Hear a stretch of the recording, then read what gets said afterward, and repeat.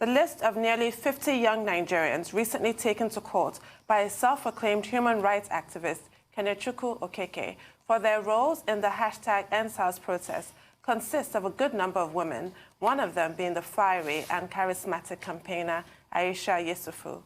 A remarkable upshot of that protest seemed to be its ability to energize and empower young Nigerian women to stand up and make demands on the government about the things they truly believe in. And with that confrontation with the authorities still playing out in diverse ways, those young Nigerians are obviously determined to maintain their stand. But how did it all transpire for the young Nigerian woman from a part of Nigeria where it was more like #ProSARS rather than NSAS? How is she dealing with the deep-seated conservatism and the unusual readiness to read a political meaning to issues around police brutality? We're now joined by Zainab Marwa-Abubakar, a lawyer and former aspirant for the House of Representatives. Good morning, Zainab. Welcome to the show. Good morning. Thank you so much for having me. Well, thank you, too, for joining us. But very quickly, we would like to have your take on the #NSAS protest, the aftermath, and how the federal government, state governments, and the various authorities have been responding to the attempt by young Nigerians to put 5 demands forward and insist on their right to be heard. I believe that the federal government have done their best so far. In the aftermath, we can see that with the 5 for 5, all 5 of the issues raised have been dealt with, and the government has proceeded to make sure that youth are more engaged. We can see that just last week, His Excellency, the President of the Federal Republic of Nigeria, President Muhammadu Buhari, actually launched 2 wonderful programs, one of which was for agriculture for the youth in Nigeria across all the 774 local governments. There was also another one which would create jobs for the youth across all the local governments, 1,000 jobs to be precise. All of which is wonderful. And there was also that sort of national roadshow led by the Chief of Staff to the President, reaching out to traditional rulers, state governors, and what have you, with regards to how to properly engage the youth. That is on the one hand. On the other, you have some hostile action by state actors, such as the central bank, freezing accounts of those who are linked to the protests, and also the court case that I referred to in the introduction, with 50 people being dragged to court. What is your take on that seeming contradiction? Well, I think that we have to be very careful when we broach these topics because, you know, some of these things can verge into the unknown. For the first instance where you mentioned the central bank freezing some accounts, you know that at some point this protest was actually hijacked by hoodlums. And I think that was where the government wanted to draw the line and save its citizenry from certain impacts, negative impacts of the protest. And secondly, about the court case, I don't believe it's the government taking these people to court. I think it's, as you said, a self-proclaimed local actor that started these cases. So, you know, the contradiction is there, but I think we have to be very careful the way that we view them. I want to bring up the case of a young man called Ramos. I mean, even if you say it's not the government taking it, this was the police that came to arrest this Peter Ramos, an NSAS protester in the house. His sister has been campaigning. They took him away to Abuja. And I don't know if you have updates on that case. Who took Ramos to court in this case? In all honesty, I don't have much information about this case. If I do say so, this is the first time that I'm hearing about this case. The popular notion out there is that there is a clampdown on the #NSAS protesters by the federal government and by state agents. Do you think that that is right?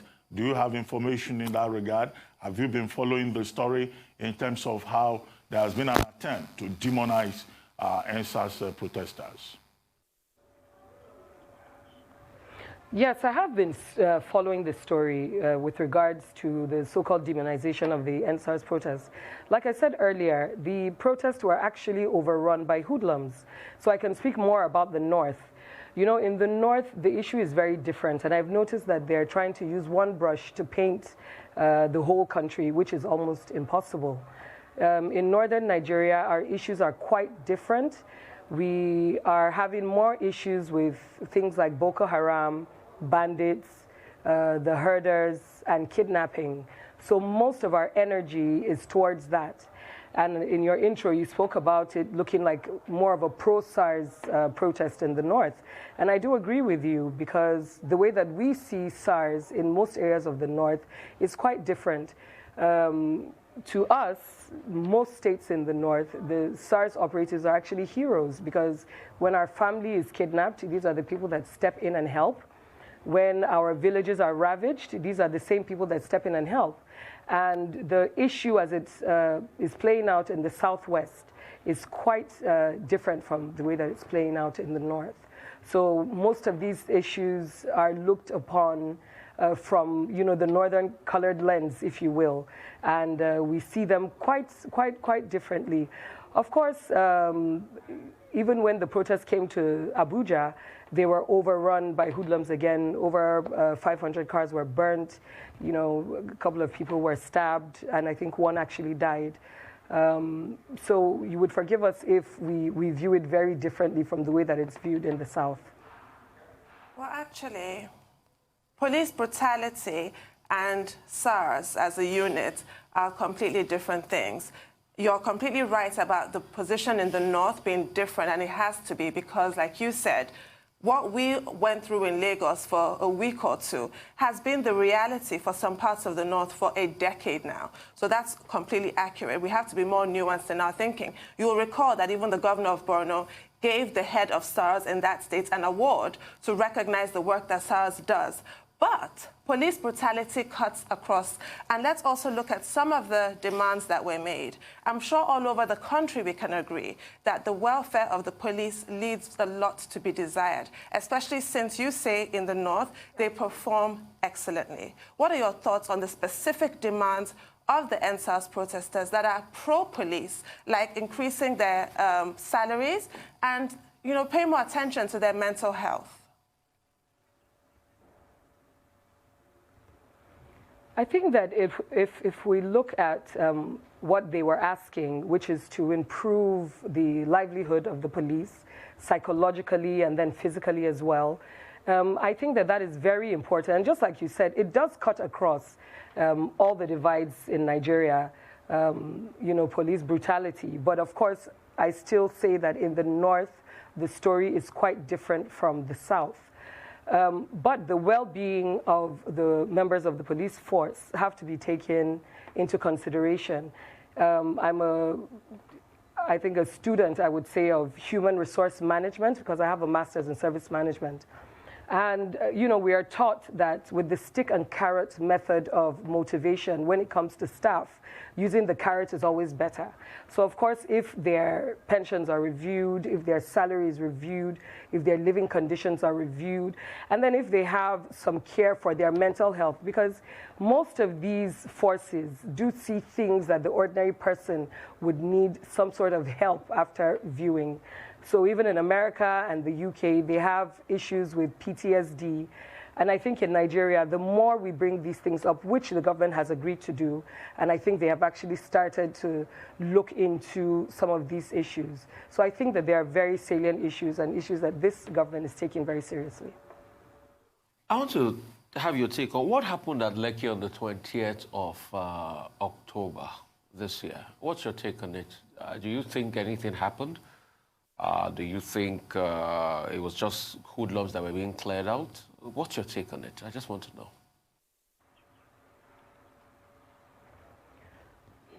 Well, you know, what we know and what we've seen in the media, we've seen pictures and videos of the armed forces shooting, and we've seen videos of protesters being injured.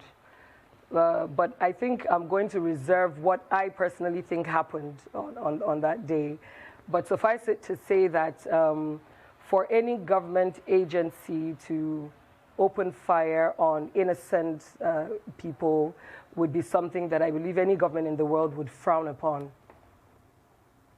Okay, I mean, all of this conversation is in the context of national security, police efficiency, justice, equity. What, in your opinion, do you think should be done to raise the profile of the police, make the police more efficient, and rebuild confidence among the police? Just like I just said, I think that the police should be better trained on how to handle issues, because I think even in America right now it's an issue with police brutality, and they went back to training. So I think that in Nigeria we should also do the same thing. We need to look at the way that the police, number one, are recruited. We need to look at the pool from which they're being recruited, because that matters a lot. In any organization, you have your culture. And so it's always better to choose from people who you can imprint your own culture on. When you have people coming in with their own ideas of how to operate, given that kind of power, it can be very dangerous. So we need to look at the training from the beginning. We need to look at the sourcing. We need to look at the recruitment of the police force. And then once you are in office, how are these people being refreshed? What kind of refresher trainings are they going through? What kind of accommodation are they given? What kind of take-home packages in terms of salaries are they given? What kind of allowances are they given with their families? What kind of insurance do they have? You see, once a person is very comfortable in terms of his take-home and where he lives, I think some pictures were recently released on where the police live and how they live. So I think that once we take all of these things into consideration and make them comfortable in their own space and train them on how to take over situations and how to deal with the citizenry and make them understand that the citizens are actually customers of the police and not their enemies. The police are there to serve and protect.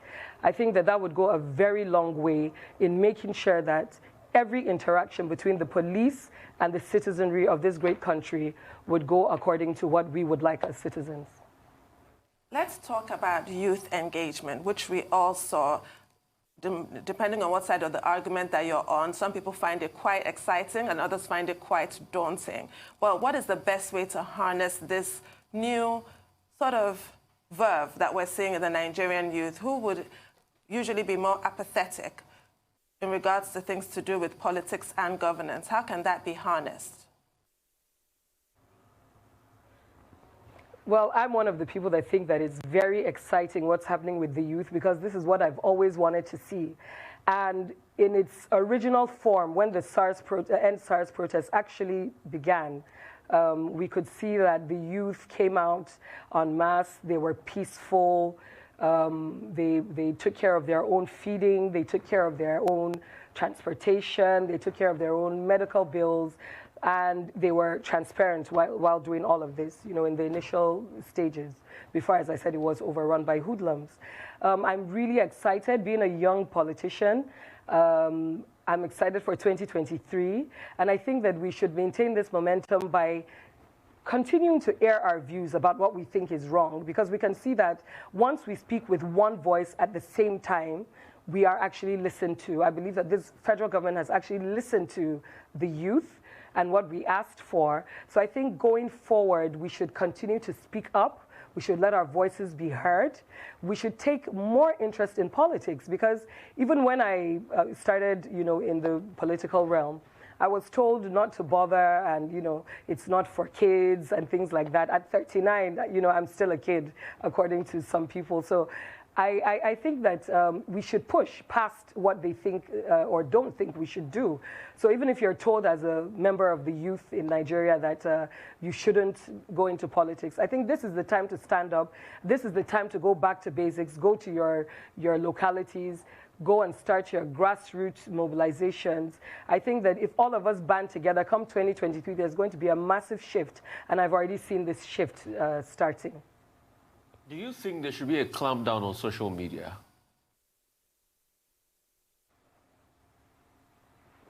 I don't think that there should be necessarily a clampdown on social media, but what I am averse to is fake news in all its forms. So for now, it's to do with social media. There was a study run by MIT and Twitter that said that, you know, over 100,000 tweets on fake news go out every month or so. And I think that it's very dangerous because social media is something that can actually be used for good. And I think one of the reasons perhaps why there was this divide with NSAs in Lagos or the South and in the North is also because in the North, the social media wasn't really used to explain the positive points of the protest. I do believe that there must be a clampdown on fake news because this can lead to death and this can lead to grievous bodily harm. So as long as people are free to go on social media and say any manner of things and incite hatred and incite division, which is what is happening a lot in Nigeria right now, I think that there should be some sort of watchdog to ensure that this doesn't happen or to ensure that things don't go out of control.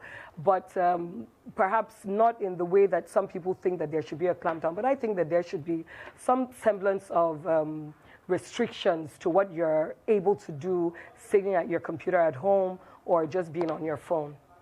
Well, let me ask you, what do you think should be the role of the young Nigerian woman, both in politics and also in, the development process? And I ask that question because there have been some kind of stereotyping and complaints about the role of some young women.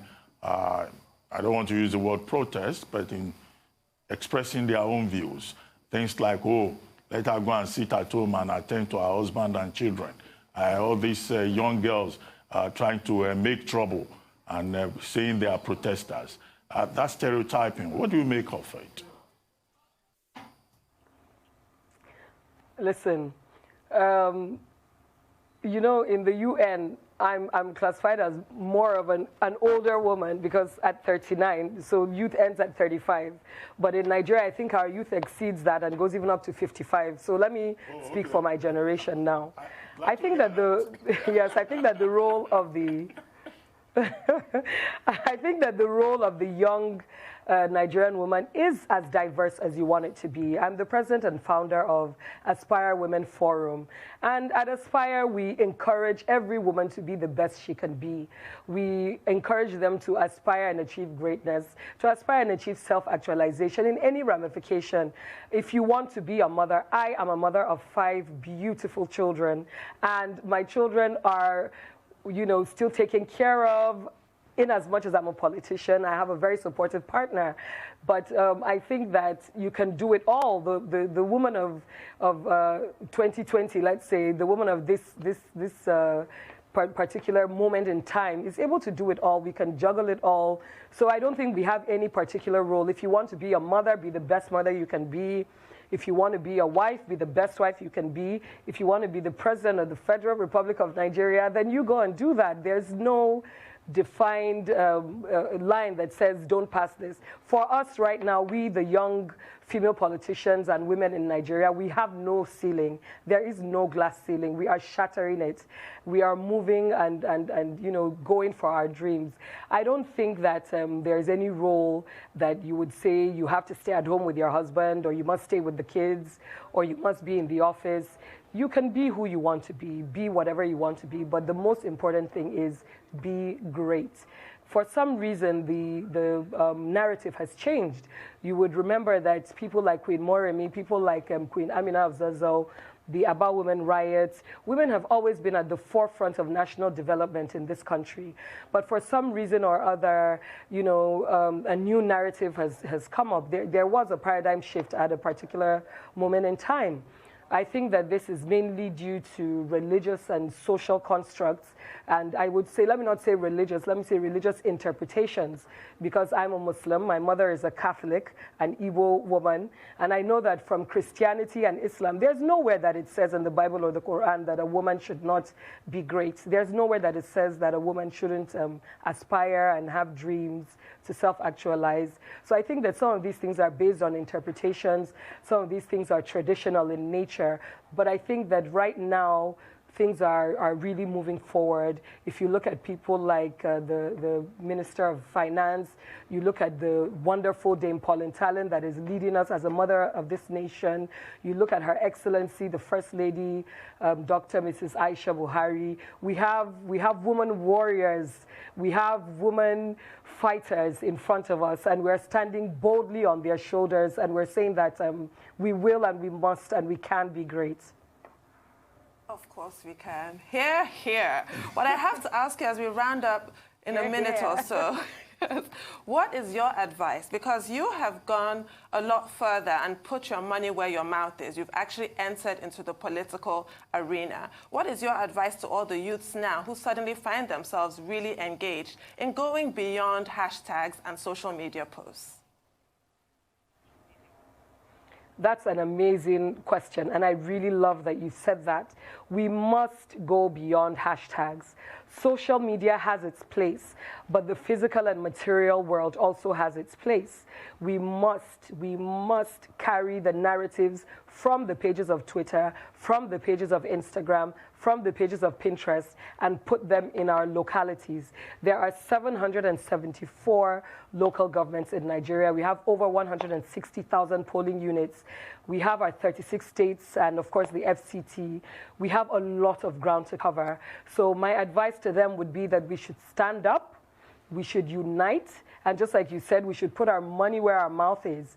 Unfortunately, we have, the issue of money because politics in Nigeria is very, very capital intensive. But I think that we can go beyond all of this if we start now. Stand up. If we start now, that's the main unite, issue. but there is a challenge of money. You are absolutely right. Thank you very much, Zainab Marwa-Abubakar, for joining us.